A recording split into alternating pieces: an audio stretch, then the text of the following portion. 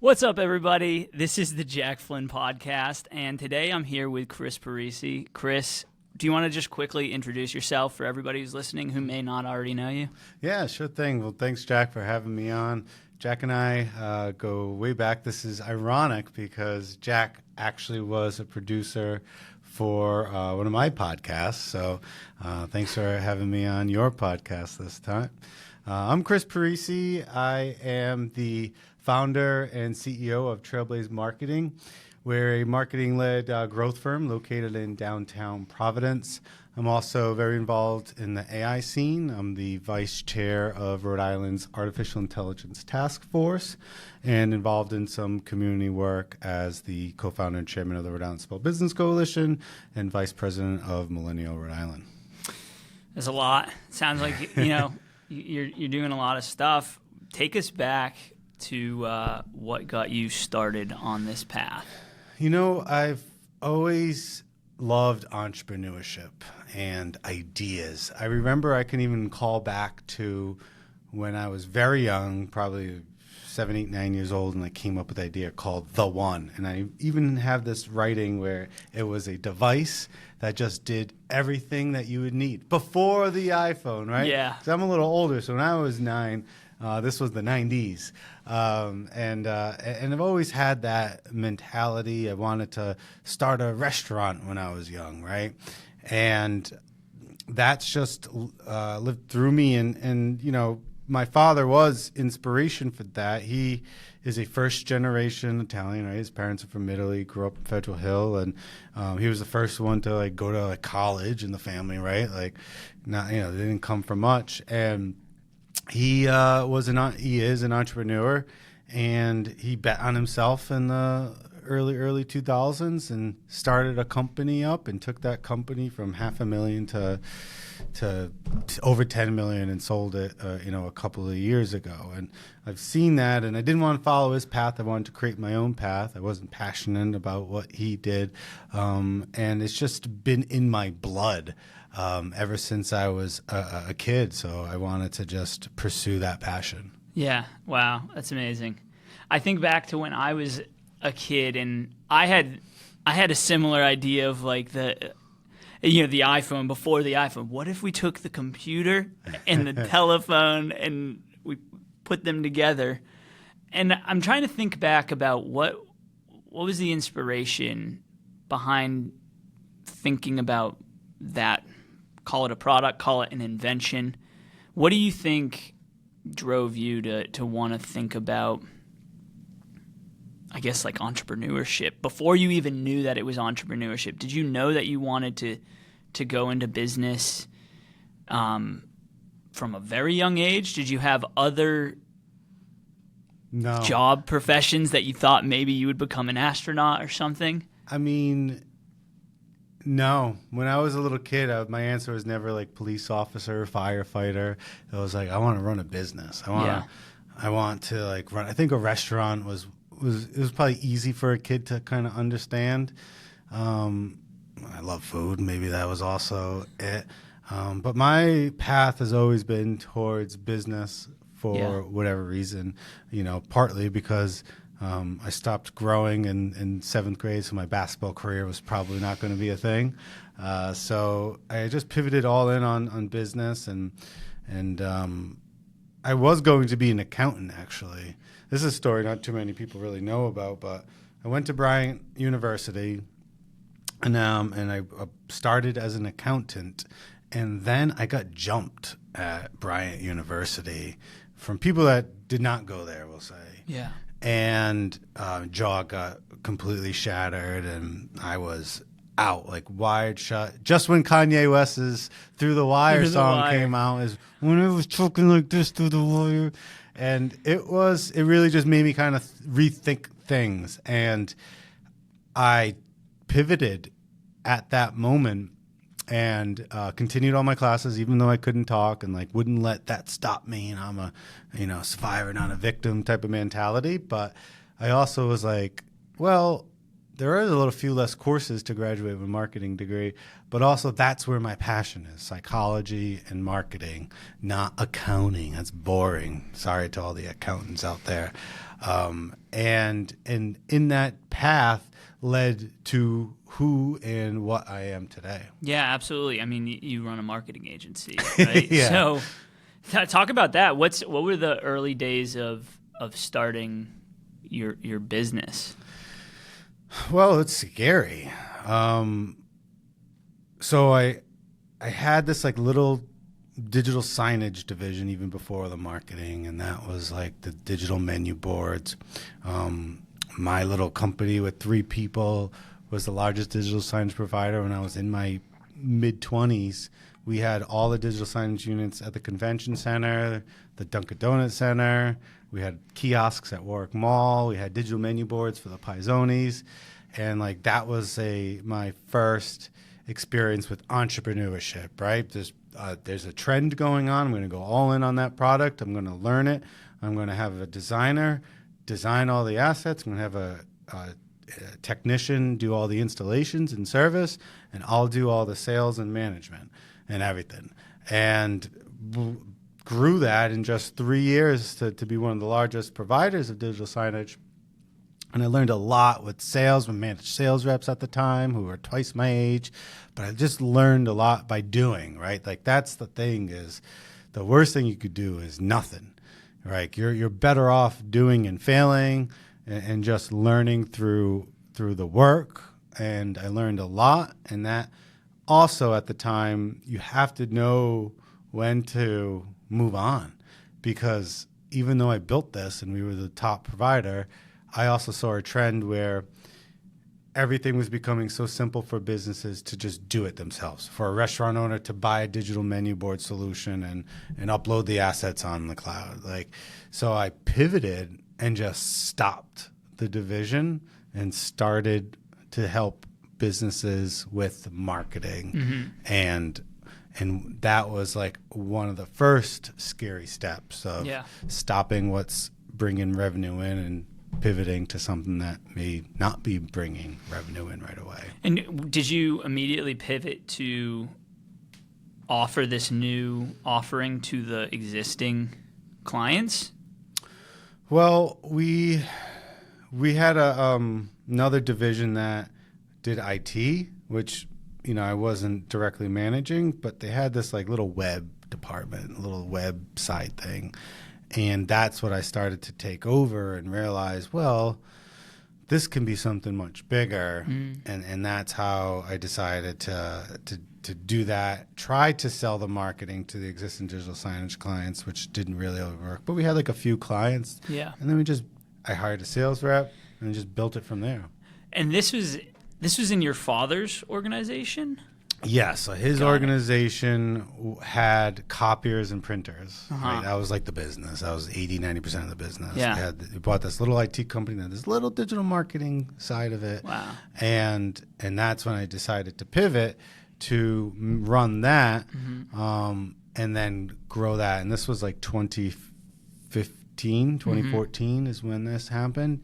And then the other scary thing was when I decided after a few years of like learning through the whole process to let go of the guy that was kind of doing all the sales, let go of the woman that I just hired because it wasn't working out, and just immerse myself as the manager of everything in the face.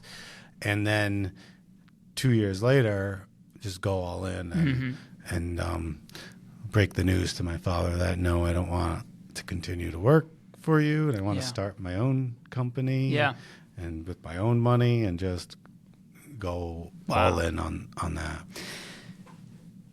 I think the term is entrepreneurship when you are within a pre-existing organization and you're trying to have like entrepreneurial change within a larger company. I think they call it entrepreneurship.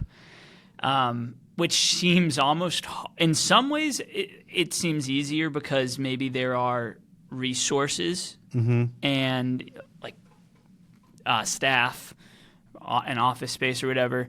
But when you're starting from your own, you have more flexibility of where to go, and you don't have as many, restrictions from other you're, people. You're right. I mean, it's safe. I was very fortunate because it was allowed me to like test and learn for like 3-4 years and rebuild the model. I changed the model, but it wasn't going to grow. Yeah. If it was under this other brand, I was split between multiple directions, and no one was all in. And I wanted to be all in. And in order for it to grow and be its own thing, it had to break off and be separate. Yeah. Looking back to those early years when you had broken off, maybe the first 3 or so, is there like a client experience or project that one of your early projects with a client that you felt like you really knocked it out of the park? Yeah, I mean, I feel like I remember one of the clients, which was Fagan Door, which is like a local popular client that does garage doors. We put all of our team and our partners together to do a great TV commercial and ad with a great landing page, and then the ads matched up to the video and the landing page. And it was a really smart and creative and technical campaign. And before that, in the early days, in the mid-2010s, it was we were doing very much a la carte services, like, hey, we'll do 3 social posts a week, and we'll do 1 email newsletter a month, and like we were very much the basic level of marketing services. And then we started to evolve and elevate our services. And I do remember that because like we had so many people on board, and the client was a bigger client with a bigger budget, and they were happy. It worked well for them. And that's when we're like, all right, we got to do more of this and less of that.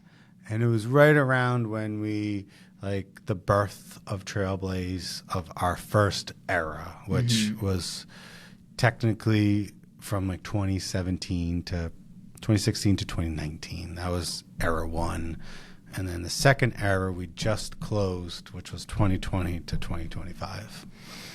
And now we're heading directly into the third era. Yeah, the transformative era. Last era was the foundational era where we launched a brand in era 1, but then we built that brand and built that brand equity from new to known, right? Trailblaze was not known in the era 1, but now people know Trailblaze marketing. They know the founder brand, and it really, that was one of the big keys, as well as the talent, the premium services that we offered compared to, doing little social media things in era 1, and a new model that we built. So everything that we did in that 2020 to 25 era was progressive and allowed us to start this new journey, this transformative era in 2026 to 2030. Wow. And does that change the offerings? Yeah. We are going to be changing maybe how we position our offerings, maybe is a good way to say it. And the reason why is AI.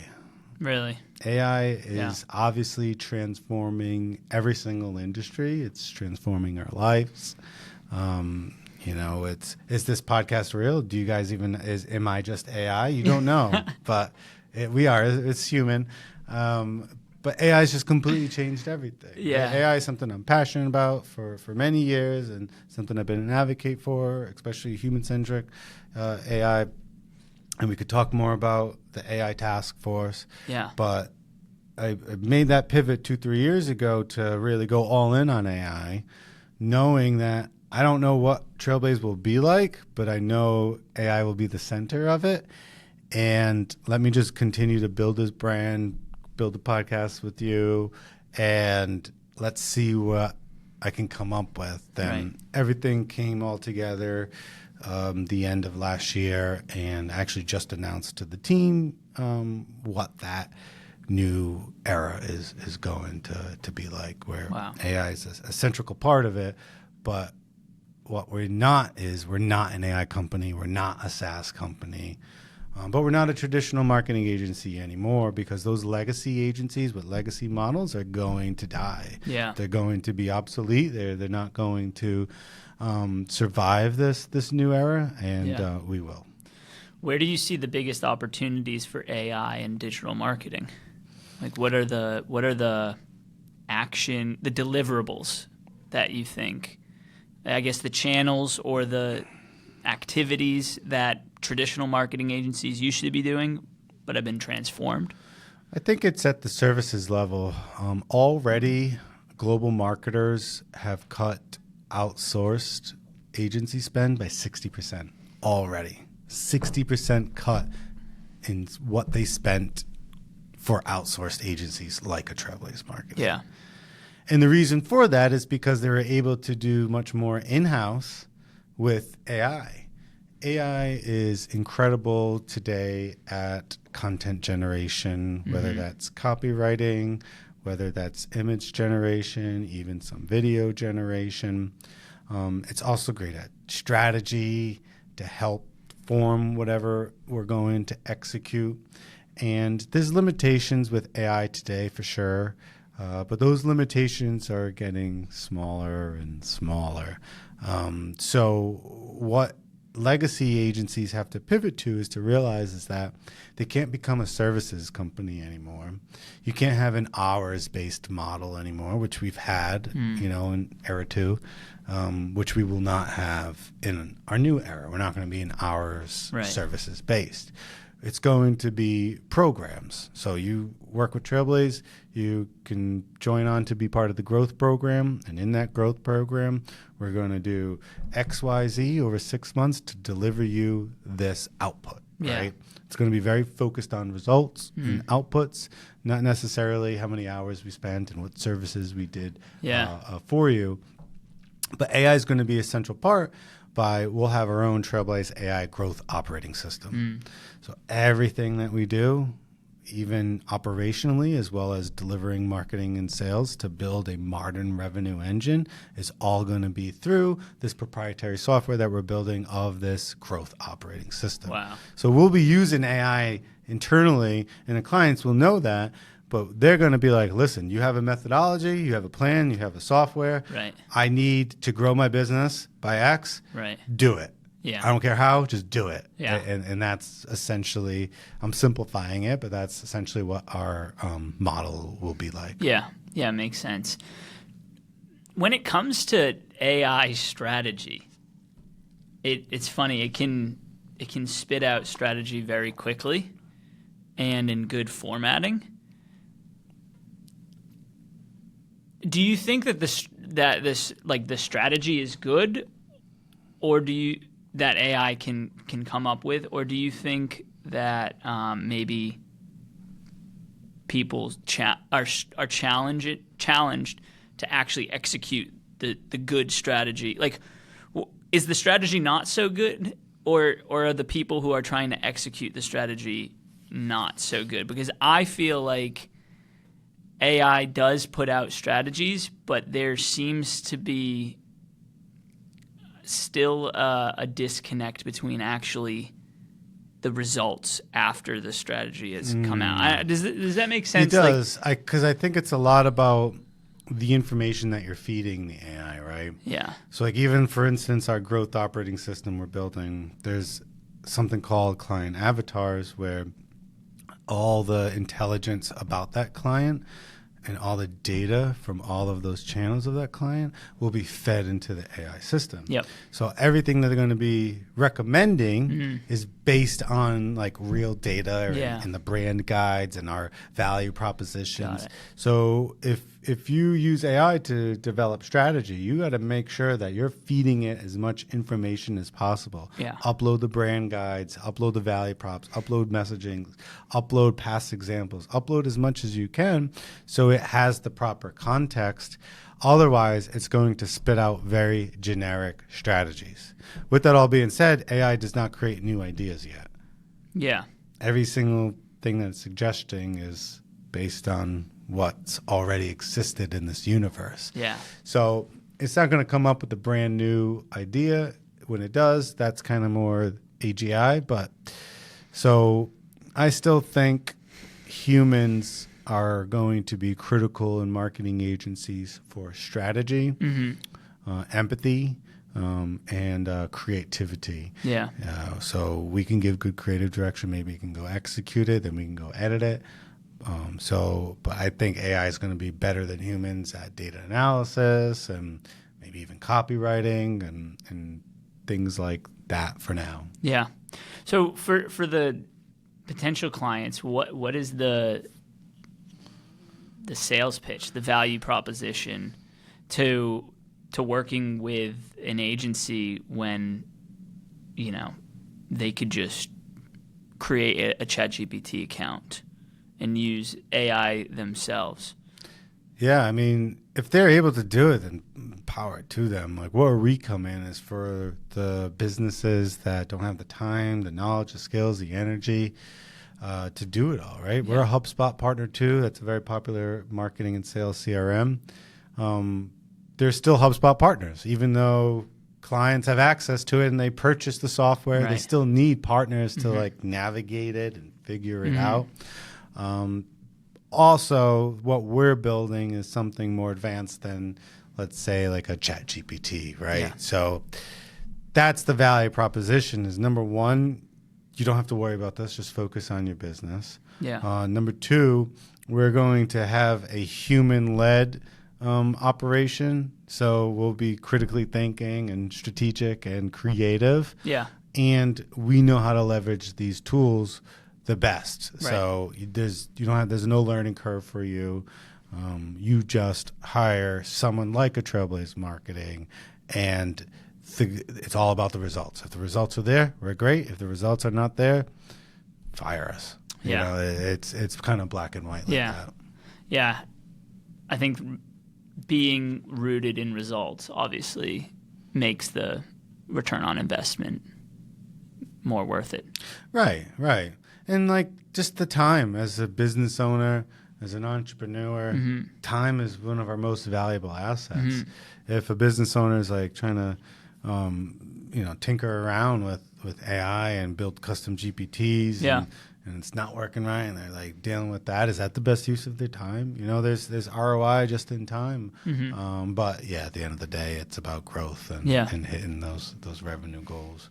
Have you been using AI a lot more recently? I know you have a few years ago when we last spoke. Yeah, we use AI at our agency to do a lot of copywriting, first drafts of copywriting.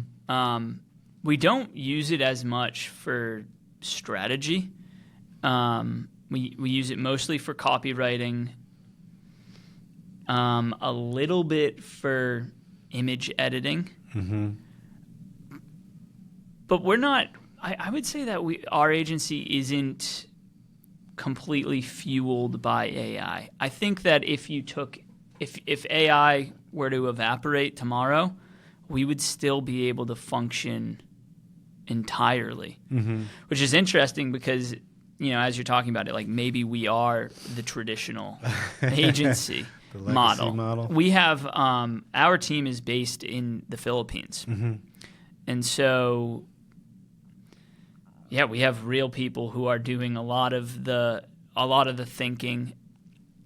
I think when we let a copywriter lean on AI too much, we're able to see and smell that it's AI so quickly, and people are noticing when there's a caption written by AI. I mean, I see it on the social media channels all the time, and I immediately it loses credibility when I can smell that it's been written by AI. And I don't even read captions ever. It's not like I'm going to read the caption. Sometimes I'll read the caption of an Instagram post just for a little bit more context of what the video is. Like if it's a video clip from a movie, I might go into the caption and see what movie is this, or where did this get sourced from? And it's always AI written, and it usually describes the scene, and doesn't give me that much value. I think they're going in the right direction. Eventually, the written captions on Instagram posts will be able to offer some value, but a lot of, I think AI is really well suited for writing, but also it's a slippery slope if you lean too much on AI writing and you don't have a human who knows how to write to check it and say the M dash, right? So like M dash is, anybody who uses AI knows that AI is obsessed with putting in M dashes. And so now people see an M dash and they're like, oh, this has been written by AI. Right. And I see that too. And it was so funny is one of our copywriters loves the M dash. Right. And now she's like, what the hell do I do? Yeah. Do I not use the M dash that I normally use because I don't want it to look like AI? Right. AI's ruined the M dash. I know, it's sad. I like M dash. Maybe it's because I just don't like to end a sentence. Yeah, just keep going. And I like to keep it going. But the other thing is, I saw a LinkedIn post of somebody who was saying that they're looking for work, and they had the suitcase emoji as a bullet point, like to lead their bullet point. Their 3 bullets had emojis at the beginning, and it was the star, the suitcase.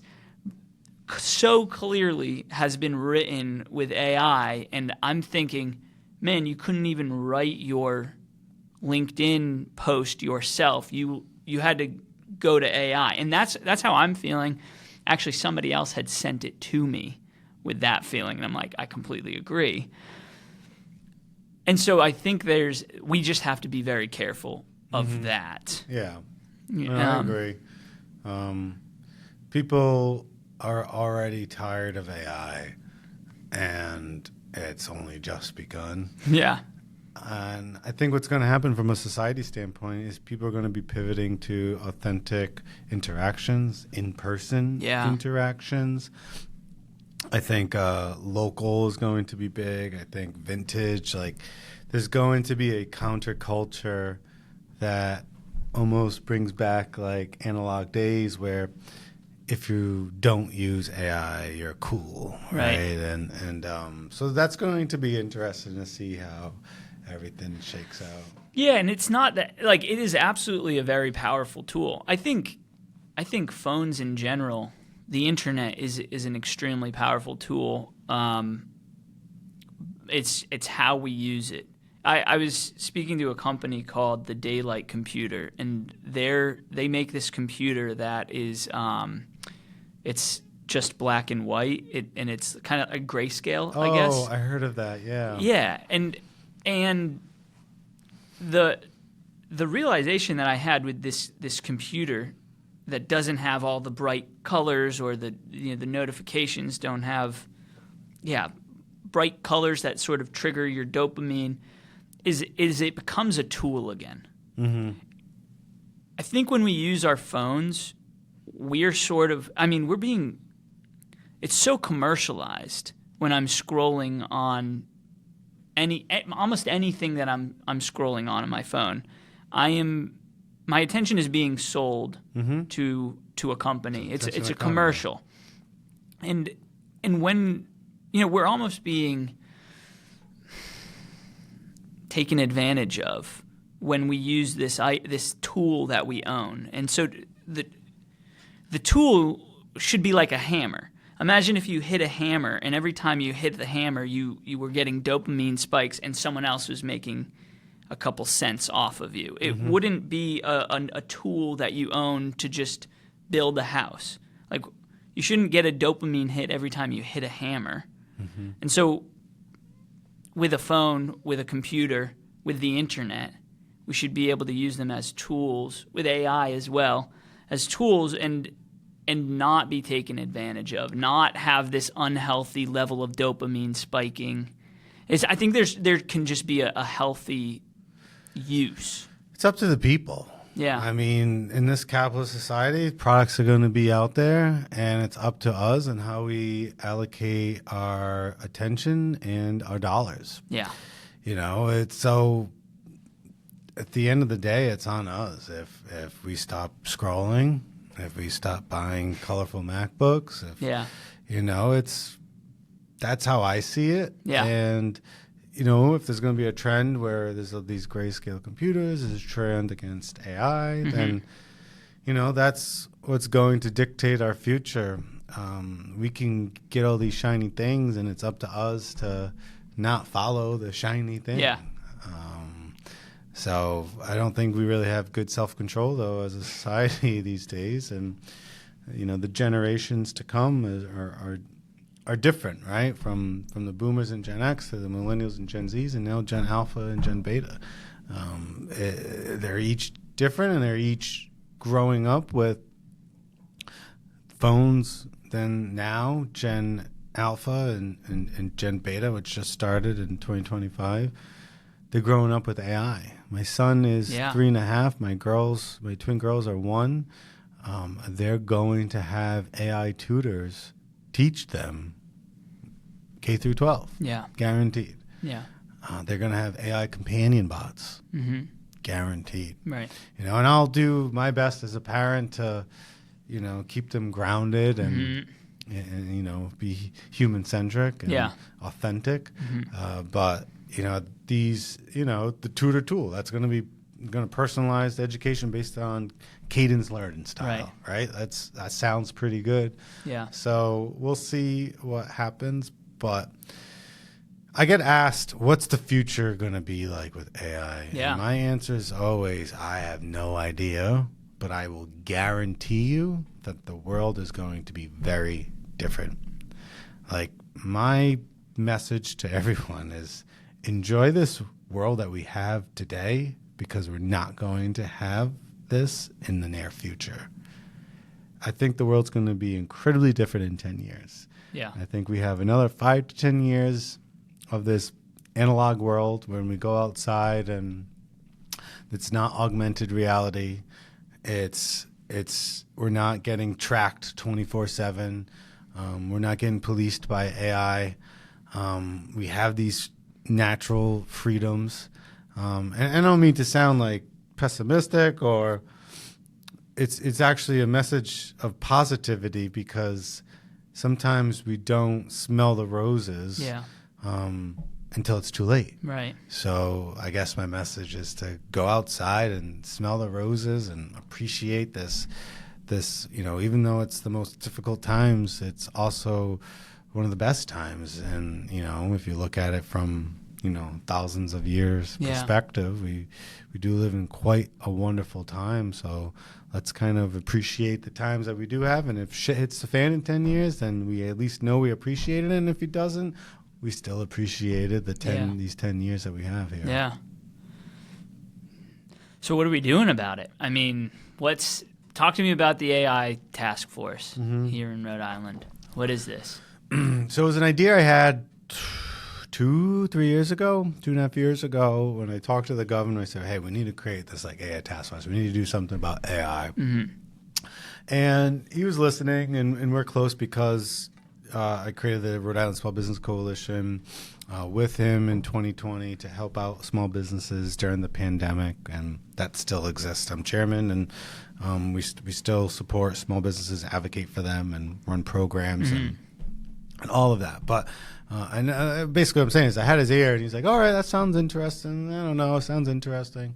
But then former Congressman Jim Langevin said, we really need to do something about this AI. And then he's like, all right, if you're saying it, I'll definitely listen. And that created an AI executive order, which one of the 4 components was an AI task force, which Congressman Langevin's the chairman. I'm the vice chair. And we had about 24 team members on the task force from both public and private, meaning like someone from the Department of Education and Department of Labor and Training, and also the CEO of Care New England Health and the CEO of Amica. And so we had the mix with all different industries to get a good microcosm of Rhode Island. And long story short, after a 1.5 years of meetings and working sessions and planning sessions, we just finalized the report. And next week, and depending on when this podcast comes out, it'll probably already be public, of delivering the report to the governor. Wow. And that report essentially will state that our focus is going to have the most AI-ready workforce in the country. The most AI-ready workforce. We're going to work with K through 12. We're working with higher ed. We're working with the business community. We're working with DLT. We're going to figure out a way to how, like when you look at Rhode Island, all businesses and startups are going to want to be here because we have that AI-ready workforce. And also, we have to ensure that our workforce is employed. So if you don't train them and upskill them, then their skills are going to be obsolete for the jobs that are going to be out there, whatever those jobs will be, right?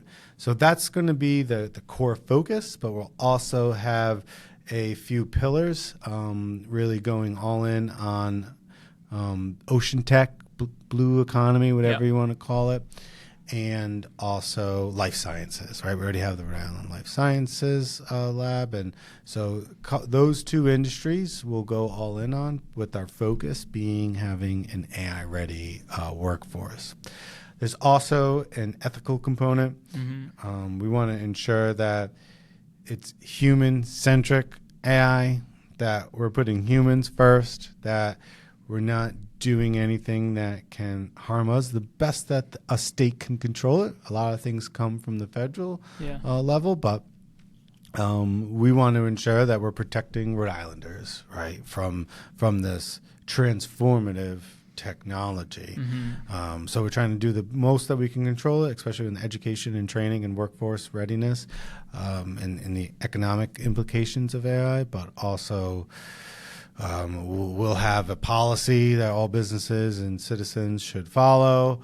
We'll have guardrails put in place, and do what we can to ensure that we're putting Rhode Islanders first, and not this technology out there. We're not trying to build data centers here. Data centers take up a lot of resources and spike our electricity bill. That's what we're not going to do for the most part. So little things like that, hopefully that helps the people. What are some tangible ways you think that we could create a more AI empowered workforce? If we utilize this great higher ed system that we have here in Rhode Island, will be great. Bryant University is doing a great job with their new applied AI lab. Rhode Island College is probably going to be a hub for everything that we're talking about with the task force, and they have a great cybersecurity and emerging technology that will have AI focused on there. So, and then all the universities, but if we utilize that great resource, we have someone at the state level that is all on board, and he's the one that runs higher ed. So he's on board to work with them. And then K through 12, hopefully, the woman that runs that is fully on board, and they already are incorporating it so that the next generation will be ready. But also the workforce. So leveraging the universities to train workforces, provide grants, provide opportunities, and guidances to empower businesses to train their workforce as well. But I think we just need to come together. There needs to be, there's going to be an AI in RI hub.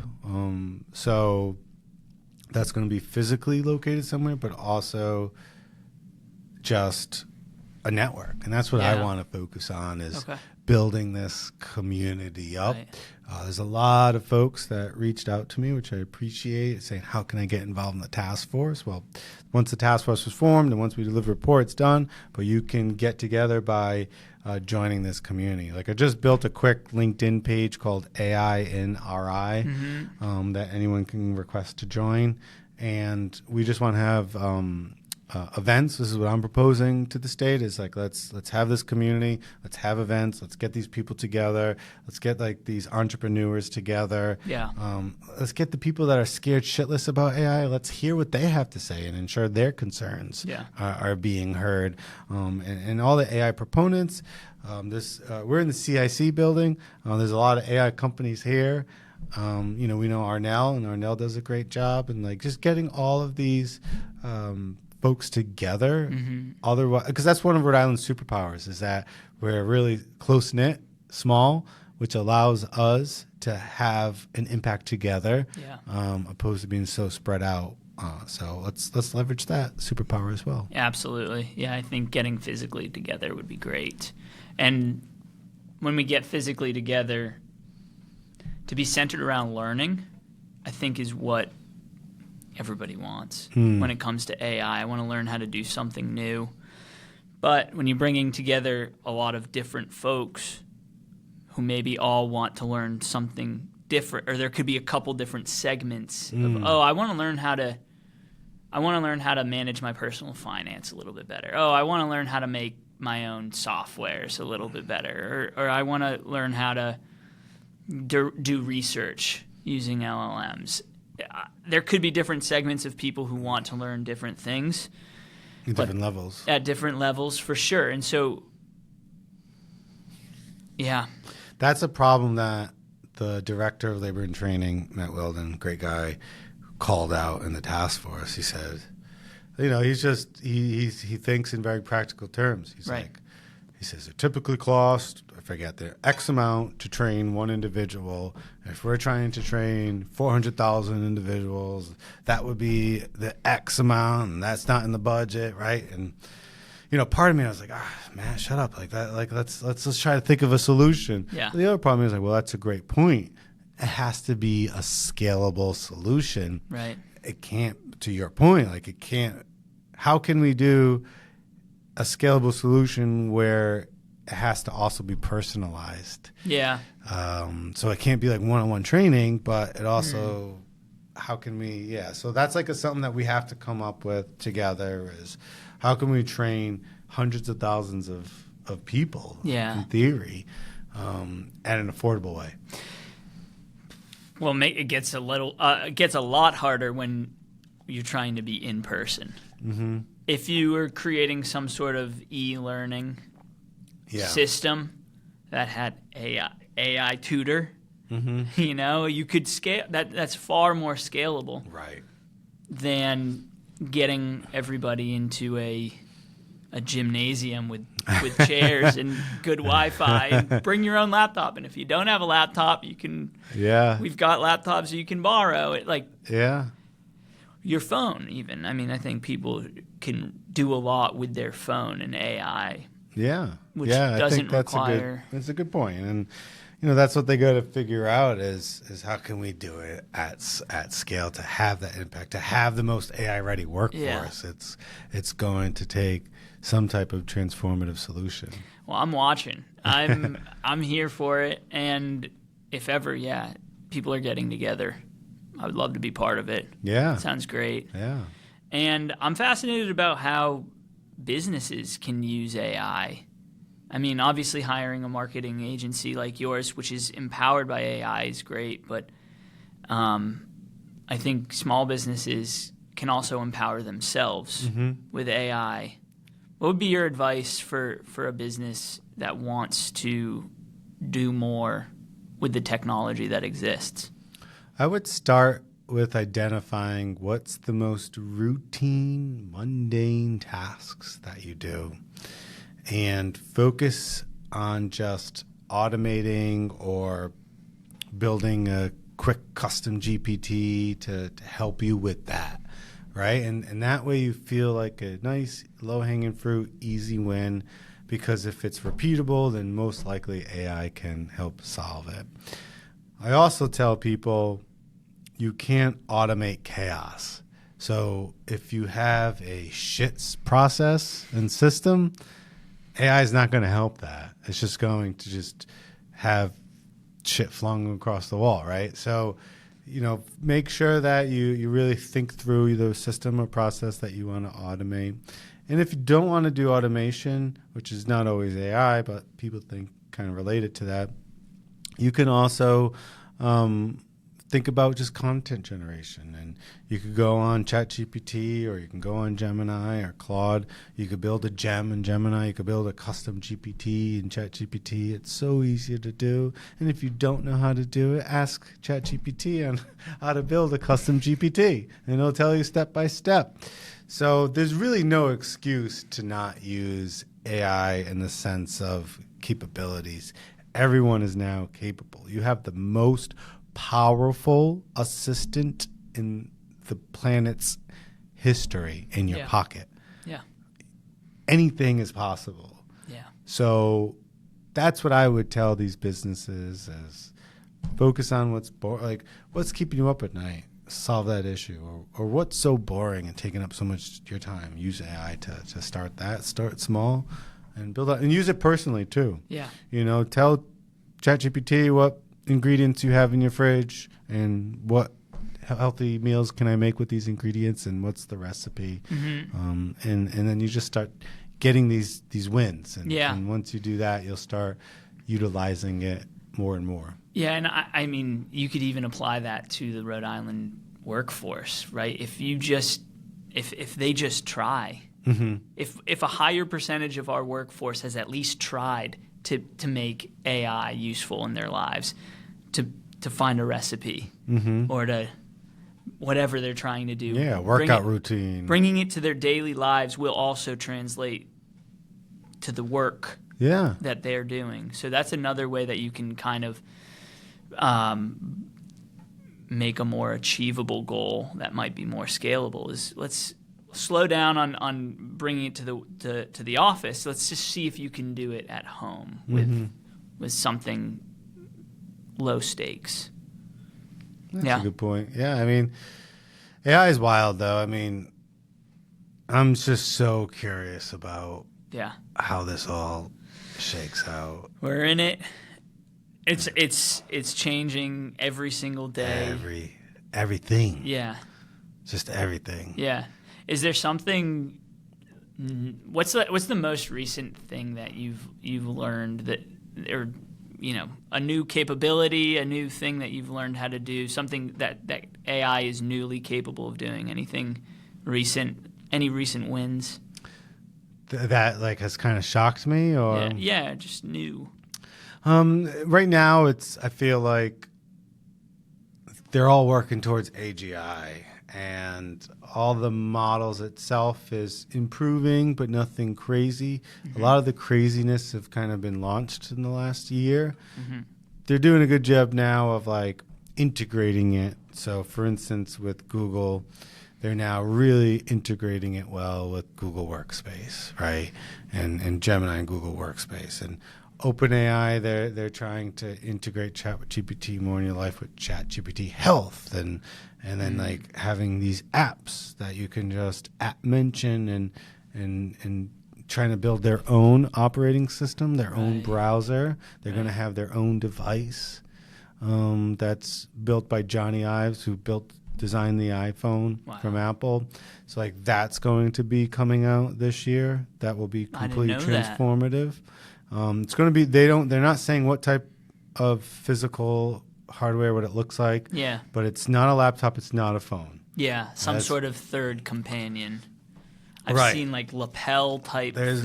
Yeah, and one didn't work. Apple may try to do something like that. We just found out yesterday, which Apple's been pretty slow when it comes to AI, but it may be glasses. Right. So Meta has done that with the Ray-Bans, and Google Glasses started about. I still have my original pair from 15 years ago. And it's probably going to be something like that, and then eventually it's going to be part of us. Right. So it's going to be like a contact lens. Yeah. And then after the contact lens, it'll be ingrained into us. And as I'm looking at you, I have a whole screen around you that is just like Jarvis. And it's not distracting at all. somehow, right? And I won't be scrolling on, Yeah. on Instagram while you're talking to me. Right. I'm right. already distractible enough. It's going to be wild. Yeah. And, you know, I'm all for it because I love technology and I'm a futurist. But now that I'm also a dad, I'm a little concerned, right? It's just your priorities kind of shift and you think of mortality and, you know, things change when you become a parent. And it's the same thing with AI. Like, I'm very excited about it. I'm an entrepreneur. I want to really take advantage of this. And I'm a humanist, so I want to make sure Rhode Islanders are safe and all set. But I'm also, I do have concerns too. I'm not like this crazy AI guy that, you know, is 100% all in for it and think nothing bad's going to happen. Right. I just worry almost more about the humans than AI sometimes because we see what humans do with technology, as you alluded to earlier, with the attention economy that is, you know, all after our eyeballs. Right. How many clicks and scrolls we can do. Yeah. How can we keep them on that phone? How can we keep hitting that dopamine? Yeah. Now imagine that with AI. Yeah. Exciting times. We're in it together. I think it's going to be all right. I do too. Like, there's a lot of fear out there, and rightfully so. But at the end of the day, us humans are pretty special, right? And if we just come together and don't let this world divide us so much, I think we're pretty powerful people. And maybe like there's a whole trend where people start farming more and kind of going back to like Amish style. And, you know, I'm intrigued. I'm sure we'll figure it out. Yeah. I'm on a kick right now of like not listening to a podcast while I drive. Yeah. And not listening to or watching YouTube while I cook breakfast or while I eat breakfast. I'm in this phase of really pulling back because I've got so much else going on. Yeah. That I need these moments of peace and serenity. That's good. I think there's a trend towards that. I you know, we're hearing about kids having parties without phones, without devices allowed. And so I think in the face of this technology, we're also going to try to keep grasp of our sanity and our peace and hopefully learn how to better balance our relationship with technology. While technology becomes more and more powerful and as a tool we can use it, I think that people will also learn how to have a healthier relationship with this super powerful tool. Yeah. I do think it's possible for us to recognize that scrolling on social media is bad for our mental health, given the dose, depending on the dose. So I'm optimistic about humanity's capability of having a healthy relationship. I hope so. Yeah. I think the next generation from Gen Z to Gen Alpha, they have a pretty good mindset, at least like they're very altruistic, you know, and I think just the next step for them is rolling up their sleeves and doing what they like to post about, saying that people should do, right? Yeah.